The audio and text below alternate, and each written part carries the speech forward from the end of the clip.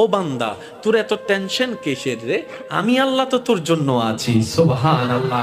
আমি আছি না তোর? আরে যার কেউ নাই তাই না টেনশন করে, যার টাকা নাই সে টাকা নিয়ে টেনশন করে, যার অভিভাবক নাই সে অভিভাবক নিয়ে টেনশন করে, যার মোবাইল নাই সে মোবাইল নিয়ে টেনশন করে। আরে আমি আল্লাহ তো আছি তোর, আমি আল্লাহ তো আছি যিনি ইন্নাল্লাহ আলা কুল্লি শাইইন কাদির। আমি আল্লাহ রহমান তো আছি, আমি রহিম তো আছি, আমি গফফার তো আছি, আমি সত্তার তো আছি। সুবহানাল্লাহ।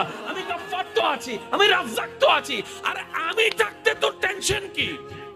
বান্দা বলে যে কথা তো ঠিক, যার নাই সে এনে টেনশন করে। আমার আল্লাহ যদি আমার থাকে, আমার তো টেনশন করার দরকার। তার মানে আমি এতদিন টেনশন করেছি, আসলে আমি আমার আল্লাহকে রাখতে জানি নাই।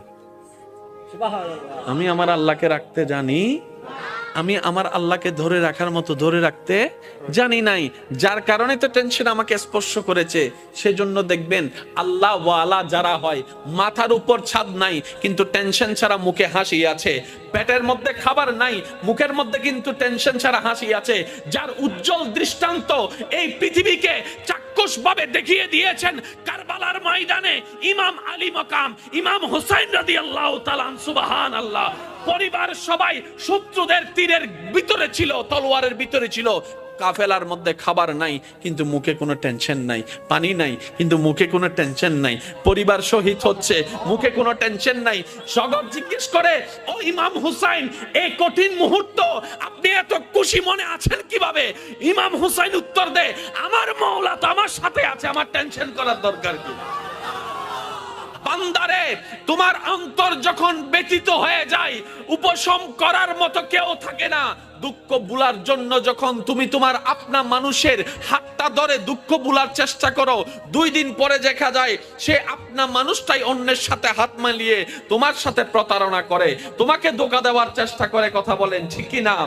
বান্দারে, তুমি যখন অশ্রুসিক্ত নয়নে কান্না করতে থাকো, কার জন্য কি করেছি, কে আমার জন্য কি করেছে, সেই হিসাব মিলাতে মিলাতে বান্দা একবার দেখো না আমি রবের দিকে। সুবহানাল্লাহ। একবার তাকাও তোমার মনের চোখ দিয়ে আমি রবের দিকে।